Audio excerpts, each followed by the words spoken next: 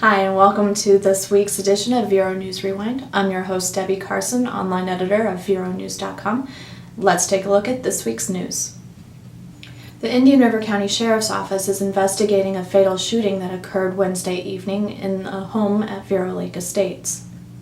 Around 7:11 p.m. There was a call that came into dispatch and in reference to a possible shooting. We have actually one person that is 22 years of age, white male, deceased. We have another person that we are talking to at this time that is 21 years of age, white male. Director Jeff Luther said Thursday that authorities have not yet made an official determination as to whether the shooting was indeed a homicide, though they are investigating it that way. Check back with veronews.com for updates. Despite public debate, the Sebastian City Council voted this week to allow the Sebastian River Art Club to expand its use at the Old City Hall complex. Oh, I'm sorry, please not. I live in the city of Sebastian. Is the art club intended to use still retail use of that space? Yes, I understand that there will be some sales of art from the facility. Okay. It should dispatch. Okay. Then I need to categorically object to that use. My name is Tony Hill, and I live in Sebastian, and I'm actually the organizer of this, what everyone's calling a gallery, which we actually originally designed as an art center, but it's pretty much been interpreted as a gallery, a retail gallery for us to sell our art.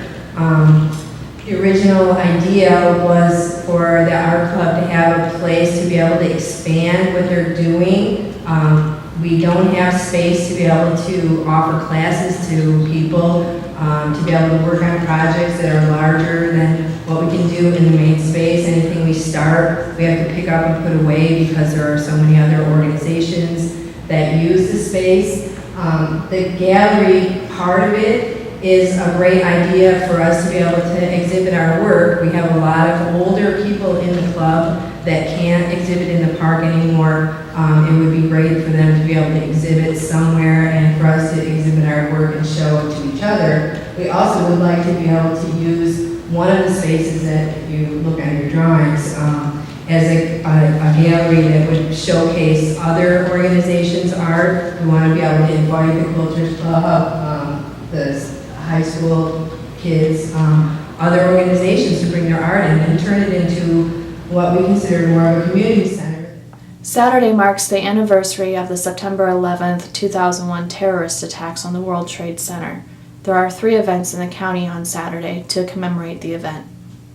The city of Sebastian will be holding a Patriot Day ceremony at Veterans Memorial Park beginning at 8:45 a.m. Attendees are asked to arrive and be seated by 8:30. In Vero Beach, a ceremony will be held at the Veterans Memorial Island Sanctuary starting at 8:30. Later that day, another ceremony will be held at Riverside Theater in Vero Beach at 7 p.m. The United States Navy Band Southeast will perform Sound of Freedom. The Board of County Commissioners voted this week to shut down the lifeguard station at Treasure Shores Beach due to budget constraints. A final decision is expected next week. The city of Vero Beach has reached a stalemate in talks with its own police officers over salaries and benefits and will now go to a formal arbitration. And the Sebastian City Council preliminarily approved changes to city code that could allow businesses more flexibility in providing parking for patrons by allowing more off-site parking. 2 of our 3 high school football teams are playing at home tonight. St. Ed's takes on Carrollwood Day School at 7 p.m., while the Vero Beach Fighting Indians will take on West Boca Raton at 7:30. Sebastian River High School has the night off. Make sure you check out veronews.com after the games for scores and highlights.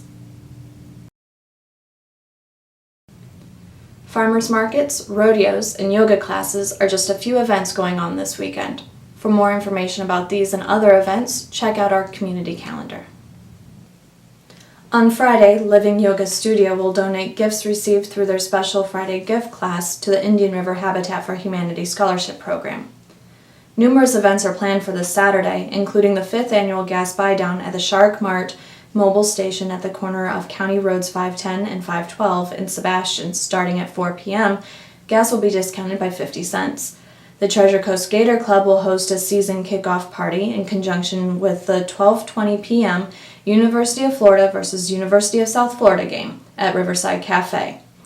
The Indian River County Recreation Department will host a back-to-school splash at the Gifford Aquatic Center, and Community Church of Vero Beach will hold its 2010 Family Fest. In recognition of the anniversary of September 11th, the Indian River County firefighters will present a 2010 commemorative observance ceremony at Riverside Theater.